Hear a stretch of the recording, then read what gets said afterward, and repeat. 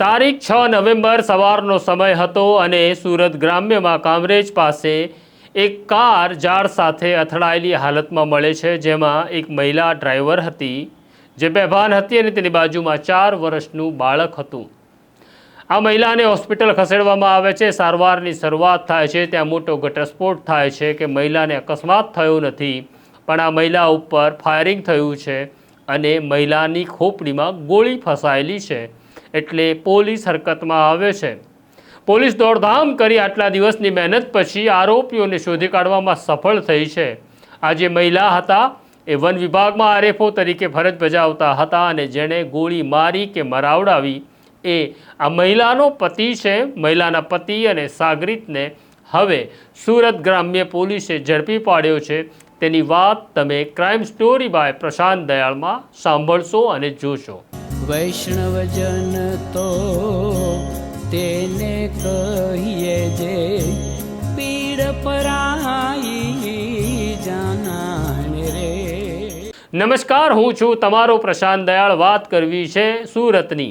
તારીખ 6 નવેમ્બર સવારનો સમય હતો। વન વિભાગમાં આરએફઓ તરીકે ફરજ બજાવતા મહિલા અધિકારી સોનલ સોલંકી પોતાના બાળકને લઈને પોતાની કારમાં સ્કૂલે જઈ રહ્યા હતા ત્યારે અચાનક કોઈકે જાણકારી આપી સોનલ સોલંકીના પરિવારને કે સોનલ સોલંકીની કારને અકસ્માત થયો છે અને તેઓ બેભાન છે। એટલે સોનલ સોલંકીના ભાઈ ઘટના સ્થળે પહોંચે છે અને પોતાની બહેન લોહી લુહાણ હાલતમાં હતા તેને લઈને ખાનગી હોસ્પિટલમાં જાય છે। કામરેજના ડૉક્ટરોએ સલાહ આપી કે સારવારમાં ગંભીરતા દાખવવી જરૂરી છે, મોટા ડૉક્ટરોની જરૂર છે। એટલે સોનલ સોલંકીને સુરતની એક ખાનગી હોસ્પિટલમાં લાવવામાં આવે છે, જ્યાં સારવાર કરતાં પહેલાં એમઆરઆઈ થાય છે, જેમાં ડૉક્ટરોને ખબર પડે છે કે સોનલ સોલંકીની ખોપડીમાં ગોળી મારવામાં આવી છે। એટલે આ અંગે પોલીસને જાણ કરતાં સુરતના એસપી રાજેશ ગઢિયા અને ડીવાયએસપી રાજેન્દ્રસિંહ સરવૈયા ઘટના સ્થળે પહોંચે છે। મહિલાની સ્થિતિ વાત કરી શકાય તેમ નહોતી, કારણ કે તે બેભાન અવસ્થામાં હતી અને સૌથી પ્રાથમિકતા સર્જરી કરી મહિલાને બચાવવાની હતી। સાથે રહેલું 4 વર્ષનું બાળક કોઈ પણ બાબત જણાવી શકે તેવી સ્થિતિમાં નહોતું, કારણ કે બાળક ડરી ગયું હતું। આ મામલે જ્યારે સોનલ સોલંકીના પરિવારને પૂછવામાં આવ્યું ત્યારે સોનલ સોલંકીના ભાઈએ પોલીસને ફરિયાદ આપી, જેમાં શંકા વ્યક્ત કરી કે મારી બહેન ઉપર ગોળીબાર મારા બનેવી નિકુંજ ગોસ્વામીએ કર્યો હોય તેવી મને આશંકા છે, કારણ કે સોનલ અને નિકુંજના સંબંધો સારા નહોતા અને તેમની વચ્ચે ખટરાક ચાલી રહ્યો હતો। નિકુંજ ગોસ્વામી સુરતમાં આરટીઓ ઇન્સ્પેક્ટર તરીકે ફરજ બજાવી રહ્યા હતા। એટલે પોલીસની ટીમ તાત્કાલિક પહોંચે છે નિકુંજ ગોસ્વામીના ઘરે। ત્યારે પોલીસને ત્યાં નિકુંજ નહીં પણ ઘરના દરવાજે તાળું લટકતું મળે છે। પોલીસને આ શંકા તો એવી જ હતી કે જો નિકુંજ ફરાર છે તો આ ગોળીબાર નિકુંજે જ કર્યો હશે। નિકુંજ પાસે લાયસન્સવાળી રિવોલ્વર પણ હતી, એટલે પોલીસ તપાસ કરાવડાવે છે તો ખબર પડે છે કે નિકુંજની લાયસન્સવાળી રિવોલ્વર તે મહેસાણાનો વતની હોવાને કારણે મહેસાણા પોલીસ સ્ટેશનમાં જમા છે। આમ નિકુંજ પાસે હથિયાર નહોતું। જો નિકુંજ પાસે હથિયાર નહોતું તો નિકુંજ ફરાર કેમ છે એ પ્રશ્ન પોલીસને સતાવી રહ્યો હતો। ઘટના સ્થળે ફોરેન્સિક અધિકારીઓને પણ બોલાવવામાં આવ્યા। પોલીસનું માનવું અને ફોરેન્સિક અધિકારીઓનું માનવું એવું હતું કે જે ગોળીબાર થયો છે એ શોર્ટ રેન્જ ફાયરિંગ છે, એટલે કે નજીકથી ગોળી મારવામાં આવી છે। બીજી બાબત એવી હતી કે ચાલુ વાહને ગોળી મારવામાં નથી આવી, કારણ કે જો કાચ બંધ હોય તેની ઉપર ગોળીબાર થાય તો કાચ તૂટવો જોઈતો હતો, પણ તેવું પણ થયું નહોતું। ડ્રાઈવર તરફનો કાચ ખુલ્લો હતો, એટલે કે નીચે હતો, તો પછી કાર કેવી રીતના ઝાડ સાથે અથડાઈ તેનો પણ પ્રશ્ન હતો। આમ ફોરેન્સિક અધિકારીઓ અને સુરત પોલીસ આ અંગે તપાસ ચલાવી રહી હતી। બીજી તરફ આ મામલાની તપાસ કરવા માટે ડીવાયએસપી રાજેન્દ્રસિંહ સરવૈયા એ 7 ટીમો બનાવી અલગ અલગ રીતે તપાસ શરૂ કરવામાં આવી હતી, જેમાં હ્યુમન ઇન્ફોર્મેશન ગેધરિંગ થઈ રહ્યું હતું, ટેકનિકલ સર્વેલન્સ થઈ રહ્યું હતું અને પોલીસની ટીમો બરાબર નિકુંજની પાછળ લાગેલી હતી। એના કારણે નિકુંજ સતત સ્થળ બદલી રહ્યો હતો। આ દરમિયાન આખી ઘટનામાં 12મી નવેમ્બરે એક નાટકીય વળાંક આવ્યો અને પોલીસને જાણકારી મળી કે નિકુંજ ગોસ્વામી સુરતની કોર્ટમાં સરેન્ડર થવા માટે આવ્યો છે. એટલે સુરત પોલીસ પહોંચે છે કોર્ટમાં અને કોર્ટમાંથી બહાર નીકળતા વખતે જ નિકુંજ ગોસ્વામીની અટકાયત કરી પોલીસ સ્ટેશન લાવવામાં આવે છે. પ્રારંભિક તબક્કે નિકુંજ ગોસ્વામી આ ઘટના સાથે પોતાને કોઈ સ્નાન સૂતકનો સંબંધ નહોતો તેવું રટણ કરી રહ્યો હતો, કારણ કે તેનું કહેવું એવું હતું કે હું ડરીને ભાગી ગયો હતો, આ વિશે હું કંઈ જાણતો નથી. પણ પોલીસ તૈયાર બેઠી હતી, પોલીસે મહેનત કરી હતી, પોલીસે હોમવર્ક કર્યું હતું. નિકુંજ ગોસ્વામી પકડાયો તેના 1 જ કલાકની અંદર પોલીસ એક નવું પત્તું ઉતરે છે અને એક આરોપીને નિકુંજની સામે ઊભો કરે છે અને પછી નિકુંજ વટાણા વેરી નાખે છે. સુરત પોલીસે જેને રજૂ કર્યો એનું નામ હતું ઈશ્વર ગોસ્વામી, જે મૂળ રાજસ્થાનનો વતની હતો પણ નિકુંજનો મિત્ર હતો.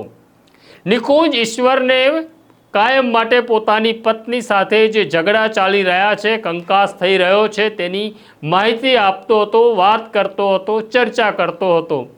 નિકુંજ અને સોનલે એકબીજા સામે પોલીસ ફરિયાદો પણ કરી હતી. નિકુંજનું કહેવું એવું હતું, આખી ઘટનાથી હું ત્રસ્ત હતો અને એટલે જ મેં નક્કી કર્યું કે સોનલનો કાંટો કાઢી નાખવો પડશે. એટલે મેં જ્યારે ઈશ્વરને વાત કરી, ઈશ્વર તૈયાર થયો અને ઈશ્વરે ગોળીબાર કરી તેની હત્યા કરવાનો નિર્ણય કર્યો. પોલીસે જ્યારે નિકુંજને પૂછ્યું કે આ સોપારી હતી, ત્યારે અત્યારે તો નિકુંજ ના પાડી રહ્યો છે કે ઈશ્વરે જે કંઈ કર્યું એ મિત્રતામાં કર્યું. હવે ઈશ્વરની પૂછપરછ થાય છે કે ઘટનાને અંજામ કેવી રીતના આપ્યો. તો ઈશ્વર નક્કી કરી ચૂક્યો હતો કે હવે હું મિત્રતા માટે સોનલની હત્યા કરીશ, એટલે તે તેની સતત રેકી કરતો હતો. સોનલ ક્યારે આવે છે, ક્યારે જાય છે, જેમાં રોજ સવારે સોનલ પોતાના ઘરેથી પોતાની કારમાં નીકળે, પોતાના બાળકને લઈ તેને સ્કૂલે મૂકવા જતી હતી.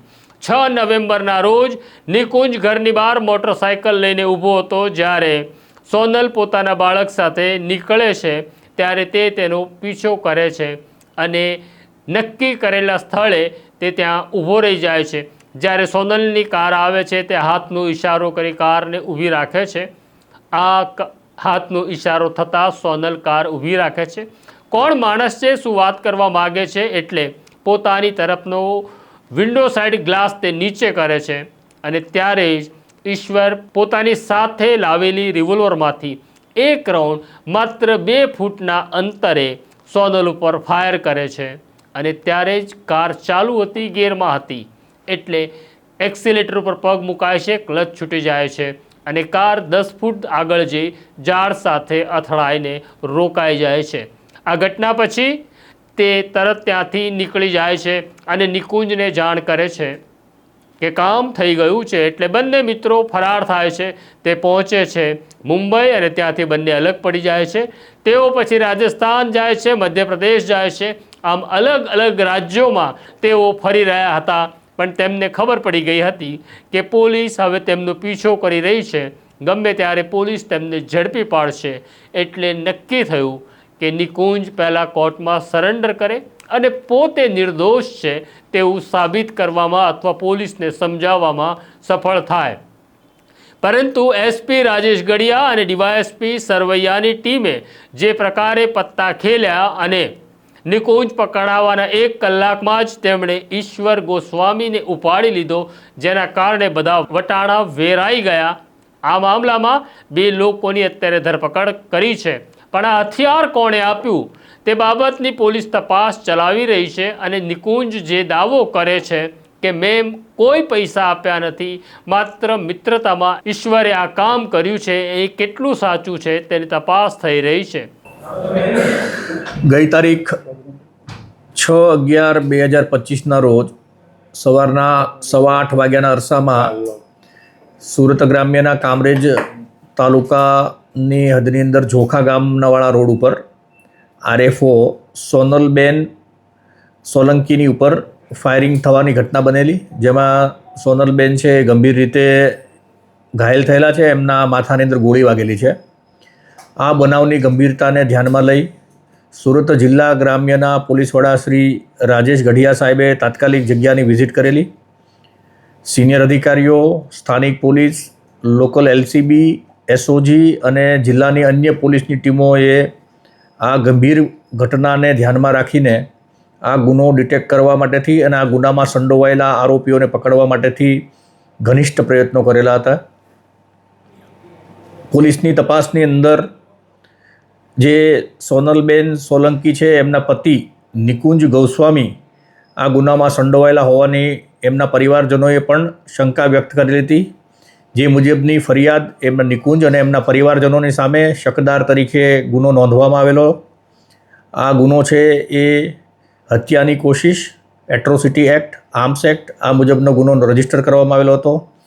ગુનાની તપાસ જે છે એ SC/ST સેલના ડીવાયએસપી શ્રી ચિરાગ વાડોદરિયા કરી રહ્યા છે. પ્રથમથી જ નિકુંજની ઉપર પોલીસે ધ્યાન કેન્દ્રિત કરેલું હતું. ટેકનિકલ, મેન્યુઅલ, સાયન્ટિફિક પુરાવાઓ અને પોલીસના અંગત બાતમીદારો દ્વારા આ ગુનામાં સંડોવાયેલા જે ઈસમો છે એને પકડવા માટેથી ખૂબ જ પ્રયત્નો કરવામાં આવેલા. કુલ અલગ અલગ 7 ટીમો ગઠિત કરવામાં આવેલી હતી. આરોપીઓ પોતાના ફોન છે એ બંધ કરી અન્ય ફોનનો ઉપયોગ કરી અલગ અલગ રાજ્યોની અંદર દોડી રહ્યા હતા. એમને પકડવા માટેથી ટીમો એમની પાછળ હતી. પોલીસની સતત ધોંસ વધવાના કારણે આજે જે નિકુંજ ગોસ્વામી છે એમણે કઠોર કોર્ટની અંદર, નામદાર કોર્ટની અંદર એમણે સરેન્ડર કરવા માટેની એક એપ્લિકેશન આપેલી હતી. આ નિકુંજ સામે અગાઉ એમણે પત્નીના ગાડીની અંદર, કારની અંદર GPS ફિટ કરવા અને સ્ટોકિંગ અંગેનો જે ગુનો દાખલ થયેલો હતો એ ગુનાની અંદર સરેન્ડર અરજી કરેલી, જે નામદાર કોર્ટે રિજેક્ટ કરેલી હતી. પોલીસને આ બાબતનું ધ્યાન આવતા તાત્કાલિક LCBની ટીમ, તપાસ કરનાર અમલદાર શ્રી વડોદરિયા અને અમે બાકીના બધા જ પોલીસ અધિકારી અને કર્મચારીઓ તાત્કાલિક કોર્ટ રૂમ ઉપર ગયેલા અને કોર્ટની બહાર જ્યારે નિકુંજ કાંતિગીરી ગોસ્વામી જે મૂળ પોતે RTO ઇન્સ્પેક્ટર છે એમને હાલમાં LCB કચેરી ખાતે લાવી અને ત્યાર પછી એની સાથે સંકળાયેલો એક ઈશ્વરપુરી મંગુપુરી ગોસ્વામી જે મૂળ સચિન સુરતનો રહેવાસી છે, આ ઈસમે પણ આ ગુનાની અંદર એક્ટિવ પાર્ટિસિપેટ કરી અને પોતે ગોળી માર્યા હોવાની હકીકત જણાવેલી. આ બંને આરોપીઓની સામે પ્રથમ દર્શનીય પુરાવા મળી આવ્યા છે એટલે એમને હાલમાં પોલીસ સ્ટેશન ખાતે લાવી એનું મેડિકલ કરાવવાની તજવીજ ચાલુ છે અને ત્યાર પછી અને અત્યારે પ્રાથમિક તપાસ કરવામાં આવી છે. બંને જણાએ પોતાનો ગુનો છે એ પોલીસ સમક્ષ અત્યારે કબૂલ કર્યો છે. અમારી પાસે પ્રાથમિક ઘણા બધા પુરાવાઓ છે કે જેની અંદર બંનેની સંડોવણી હાલમાં ધ્યાનમાં આવી રહી છે.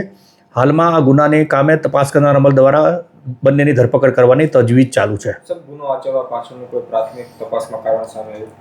પતિ પત્નીને વચ્ચેના ઘણા વર્ષોથી અણબનાવ ચાલતો હતો અને આ બાબતને બંને પક્ષો તરફથી એકબીજાની સામે આક્ષેપો કરતે અરજીઓ થયેલી છે. તેમ છતાં પણ અત્યારે પ્રાથમિક રીતે આરોપીઓને હજી પૂછપરછનું કરવામાં આવી રહી છે. હજી પ્રાથમિક પૂછપરછ થઈ છે. આવતીકાલે આપને વિગતવાર જે કંઈ ઘટના છે એ બાબતની વિશેષ માહિતી આપી શકાય એમ છે. આ સાહેબ, જે સોનલબેન છે જે ઈજાગ્રસ્ત છે તેની સ્થિતિ કઈ રીતની છે અને શું છે દવાખાના જણાવજો. ઈજા પામનાર જે RFO સોનલબેન છે એ અત્યારે પણ એની તબિયત ઘણી નાજુક છે. ઇન્ટેન્સિવ કેર યુનિટની અંદર એમને એડમિટ કરવામાં આવ્યા છે. વેન્ટિલેટર ઉપર છે. એમની તબિયત નાજુક છે પણ ડૉક્ટર તરફથી એમની ખૂબ સારી સારવાર કરવામાં આવી રહી છે. અમે પણ ડૉક્ટરો સાથે સતત સંપર્કમાં છીએ. અમને આશા છે કે ખૂબ ટૂંક સમયમાં એમની તબિયત છે સુધારો થશે. આ પ્રકારની સ્ટોરી તમને ક્રાઇમ સ્ટોરી બાય પ્રશાંત દયાળમાં જોવા મળશે, પણ સમય તો જુઓ કેવો બદલાયો છે. અહીંયા એક તરફ જ્યારે માણસ 7 જન્મ સાથે ફરવાના સોગંદ ખાય છે, 7 ફેરા સાથે ફરે છે, તે એક જ જન્મમાં બીજાના જીવનનો અંત આણવાનું કામ કરે છે. તો આ છે ઘટના સુરતની. આ સ્ટોરી વિશે તમારી વાત, તમારો મત કોમેન્ટ બોક્સમાં જરૂરથી લખજો. અમારી સાથે વાત કરતા રહેજો, પણ બેલ આઇકોન દબાવવામાં કંજુસાઈ કરતા નહીં. અત્યારે મને મારા સાથી સોનુસિંહ સોલંકીને રજા આપો. નમસ્કાર.